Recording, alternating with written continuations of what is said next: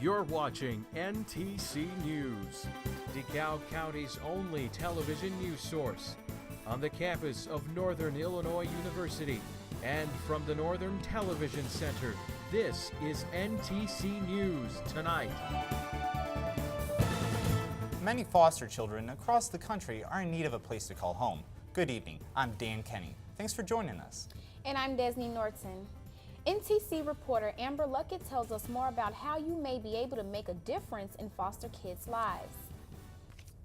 This is 13-year-old Renee, the foster child of Gwen Taylor of Milwaukee, Wisconsin. We cannot show her face, but Renee is one of the thousands of foster children in the country today. A lot of people think that when you get a good foster parent that you're doing it for the money. You're not doing it for the money. You're doing it to give these kids a second chance because they need help just like we need help. So every now and then you'll come across someone and it might touches you to want to try to give this kid another chance in life. Being a foster parent might have its ups and downs, but it is important to provide these children with a good and stable home. Foster parents need to work very closely as members of the child welfare team. We need to make sure that all of their children's emotional, social, educational, medical, behavioral, and developmental needs are met. Not all foster children are fortunate enough to have a nice foster home like this one here. In fact, there are over 1,000 foster children in the state of Illinois alone. Within the first 6 months of this year, there's been up 237 kids that's come into the DCFS system. For DeKalb County, it's been rather hard placing them, keeping them here in DeKalb County because there's so many, and we've been having to place them much further away from their families. Because there is a shortage in foster parents in the area, DCFS is reaching out to the public to provide children with good homes like this one here. This is Amber Luckett reporting with NTC News in DeKalb. According to the Department of Children and Family Services, foster parents must be at least 21 years old to take care of a foster child. And if you're considering becoming a foster parent, call 1-800-624-5437 to begin your application process. An NIU student trained to be a military officer is facing multiple felony charges after stabbing a man just southwest of campus. 19-year-old Mustafa Sahin, an ROTC cadet, is accused of forcing his way into an ex-girlfriend's home on Deer Path Lane and attacking her current boyfriend. Police say Sahin fled to his family home in Chicago where he was arrested. The victim was taken to Rockford Memorial Hospital. Thankfully, no one else was injured. 3 local schools went on lockdown yesterday after a false police report. A man called police to say he was attacked on a path near DeKalb High School. He says he was hit on the head and dragged into a ditch. DeKalb police say the man lied about the incident. Police are still investigating. There's a new development in the struggle to have NIU pay for repairs to the Annie Glidden house. Repairs to the home's roof started on Friday to prepare the building to be winter ready. A preservation group has publicly complained about the University Foundation letting the home fall apart. Their proposal includes making the home a welcome center for international students and the Global Student Organization. Another landmark is being fixed here in DeKalb. Repairs on Kesslinger Road Bridge have begun. The bridge collapsed several years ago under the weight of an overloaded truck. The county and the truck owner have been fighting in court over who should pay the damage. The case was finally settled earlier this year. Farmers hauling crops or large equipment have had to detour up to 16 miles since the bridge collapsed. If you want to beat the crowds for voting, DeKalb County has opened early voting this week. Voting ballots will be located in the Student Center in the Blackhawk Annex. This gives you a chance to go vote on your own time. You can vote between 9 to 4 on Monday, Wednesday, Thursday, and Friday, noon to 7 on Tuesday, and 9 to noon on Saturday. Don't worry if you can't make early voting. DeKalb County is allowing you to register the day of elections now. Going to the city may cost a bit more from your pockets. Chicago Metro is talking about raising train fares. If you pick up the train in Elburn, that means one-way fare may go up a full $1. This increases the ticket price to $8.25. If the fare hike is approved, the new fee will be in effect in February. NIU's Regional History Center helps the community discover how to shape their identity through cooking. One organization is showing people that you are what you eat. People came out to the Regional History Center to get a taste of how their identities were shaped through cooking. In celebration of the 50th anniversary of the university's archives, the center invited the NIU community to an exhibit and reception titled "You Are What You Eat." Women were often in charge of cooking, and that was one way that they could express themselves in society and through their family. Being in charge of cooking, feeding your family is a very integral part of your life. And being a part of a family, the food you eat, people can identify, like, oh, my family always eats this really great casserole dish that my grandmother made. That's a way to show and bring people together. The exhibit displayed numerous of cookbooks and recipes that were created in the 18th century. Some of the categories that identities fall under are collaboration, family recipes, and preserving cultural heritage. Okay, so right now what we're looking at are numerous of cookbooks in the 18th century that were created. These are based on the collaboration of families and churches put together. So they actually showed how you can actually define your identity through cooking. They actually have all of the recipes here that they've taken notes and put together. The reception served delicious pastries and beverages that were recreated using the early recipes. The exhibit will be on display through November 15th with copies of recipes for you to take home. From DeKalb, my name is Desni Norton with NTC News. Find interesting recipes or to even share your own, visit the NIU Archives Facebook page. And to take a look at the exhibit, you can find a digital display on NIU's website. But before we go any further, let's check in to see if we're in for any weather surprises. Emery Dhanens is here now. How's it going, Emery? Great. This weekend will be in store for a lot of surprises, but first let's take a look at tomorrow's weather. Tomorrow we'll be expecting temperatures in the mid to upper 50s with a chance of showers across the region. For more details on a possible warm-up, stay with us.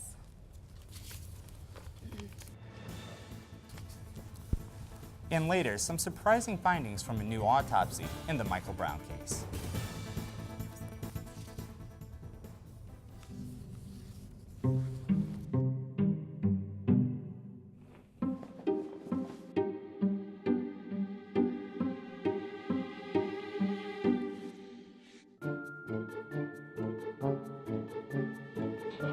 The smallest moments can have the biggest impact on a child's life. Here I come. Take time to be a dad today. Daddy, I'm gonna find you.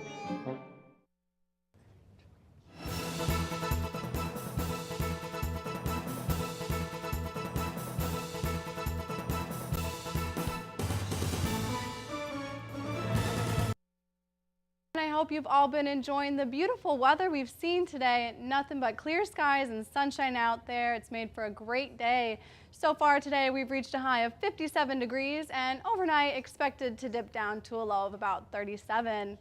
Taking a look at our local weather cam, again, we see those sunny skies, but enjoy it while you can because unfortunately, it won't last for very long. Tomorrow evening, we see rain passing through the region as a warm front moves east. But tomorrow night, we also have a chance to see a partial lunar eclipse around 5:45 p.m. if it's not too cloudy. So if you get a chance, go out there tomorrow night to see that. Then this weekend, we see high pressure moving into the region, which will bring with it some pleasant days and some warm temperatures. Back to this evening, mostly clear skies, a low of about 37 degrees. Moving on to tomorrow, we'll be seeing mostly cloudy again, but chance of rain in the afternoon, a high of about 53 degrees. And tomorrow evening, we'll be seeing again mostly cloudy skies, low of 46. And don't forget about that partial lunar eclipse tomorrow evening about 5:45 p.m. Moving on to our 7-day weather forecast. Again, Thursday we have a chance of rain, high of about 53. Then Friday, Saturday, and Sunday jumping up 10 degrees to the mid-60s. Sunny skies, should be an absolutely wonderful weekend. Then Monday, high of 70 degrees, which is great for this time of year. Unfortunately, Monday evening we'll be seeing a cold front coming through the region, bringing with it a chance for rain. And then next week we'll be moving down into the mid-50s for our highs. That's all for weather. I'm Emery Dhanens. Let's send it back to the desk.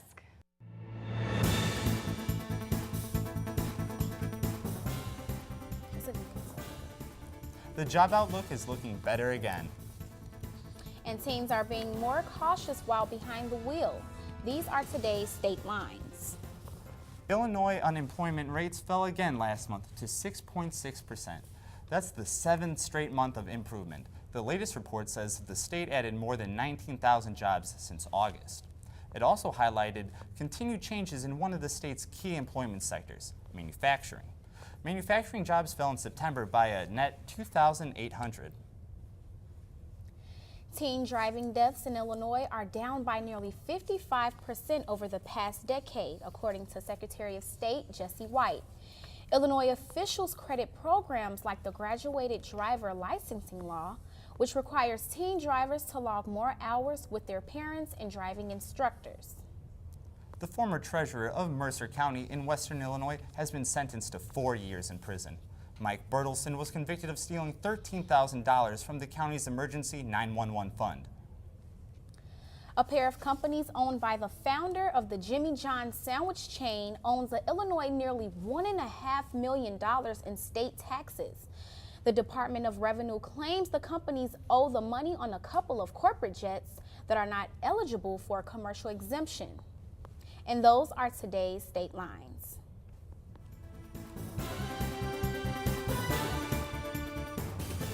An American man is back home after being held in a North Korean prison. And a new autopsy report may back up the officer's story in the Michael Brown's case. Here's what's happening in today's World Watch. An American held in North Korea for nearly 6 months is finally back home.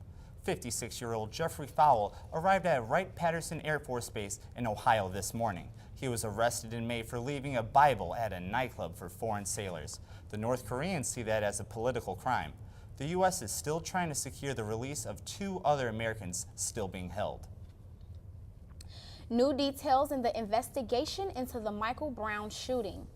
The teen's official autopsy shows his gunshot wounds included a shot in the hand at close range. That could support Officer Darren Wilson's account that Brown tried to grab his gun and he and the unarmed teen scuffled at his patrol car. A grand jury is considering whether Wilson should be charged. The August shooting sparked weeks of unrest in Ferguson. Oscar Pistorius has woken up in Pretoria's Central Prison for the first time since being sentenced. He's been given a maximum of 5 years for his negligent homicide in the death of his girlfriend, Reva Steenkamp. Pistorius will have to serve at least 10 months behind bars before he can ask for house arrest. The search is continuing in Indiana after police arrested a man for one murder and discovered he could be responsible for many more. Right now is charged with the murder of one woman. Police say during questioning, Darren Dion Van admitted to strangling a woman at a Motel 6, then confessed to 6 other killings and led police to the woman's bodies in abandoned buildings. Authorities in 2 other states are all rechecking their cold cases to see if they could have a connection to Van. And that's today's World Watch.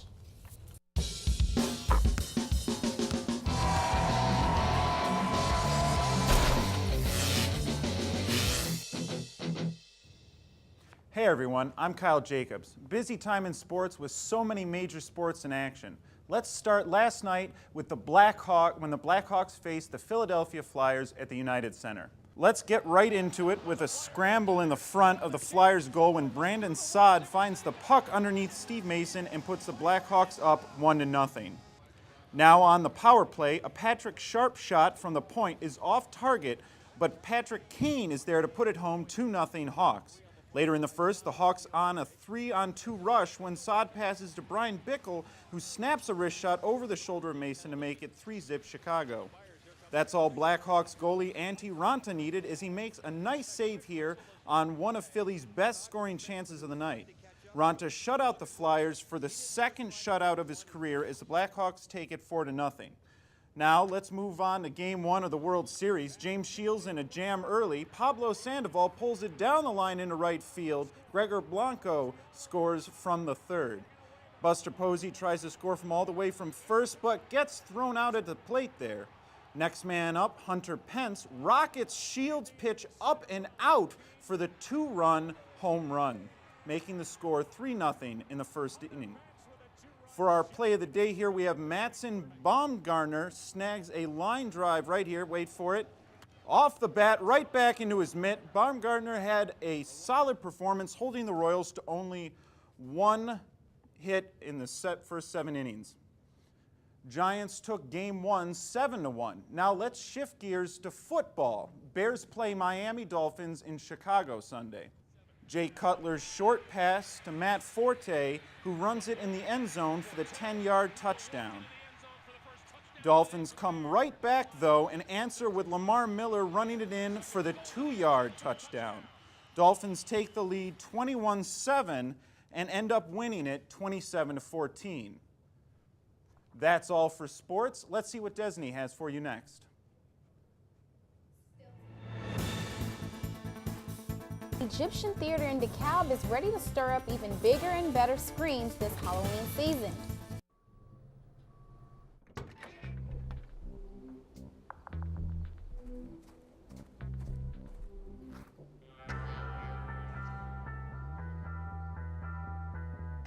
When you throw away money on wasted electricity, you're throwing away everything you could have bought with it. Saving energy saves you money. Learn more at energysavers.gov. Halloween is just around the corner, and if you're in the mood for a good scare, you're in for a treat. NTC reporter Keisha Howerth has more on the construction of the Egyptian Theater's haunted house attraction. Nails are drilled into wooden boards that will hold together one of the many mazes at the Amenti haunted house. More than 100 DeKalb residents and students helped transform the inside of the Egyptian Theater into a scary attraction in a short amount of time. Most haunted houses take anywhere from 1 to 2 months, or some of them 2 to 6 months to put together, and we do all of this within 2 weeks. And in those 2 weeks, teams of volunteers work in 8-hour shifts to construct the mazes, install staircases, and spread fake blood and creepy props throughout the theater. At the Amenti Haunted House, visitors can go through more than 20 different scenes expand on 6 different levels. First couple of years only went kind of throughout the main floor, and then we kept expanding, and now the haunted house goes throughout the entire lobby, the balcony, the mezzanine, the main floor goes throughout the stage, so it has just incrementally grown every single year. And as the attraction has grown, so has the technology. This year, the number of security cameras has doubled from 16 to 32 to make sure operations run smoothly throughout the haunted house. Each night that we're open, we'll have 40 to 50 volunteers here helping, from the actors, they're actually scaring people going through, helping with costumes, makeup, ticket taking, security, tech. So there's a lot that goes on to be able to run this every single night. There's a lot going on behind the scenes in putting together the Halloween attraction, and in its 9th year, the Egyptian Theater staff is happy to see more people volunteering their time to create the Amenti Haunted House. In DeKalb, this is Keisha Howerth, NTC News. The Amenti Haunted House opened on Friday. It will be open every weekend through November 1st.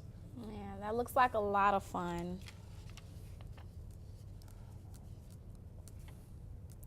Oh, it is, Desni.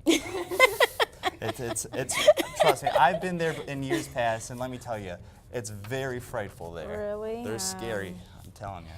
I don't like to do the scary thing, so but it seems really cool. Well, we want to thank you all for coming out. NTC News is produced and directed by students here at Northern Illinois University. Enjoy the rest of your evening. Thanks for watching. Goodbye, everyone.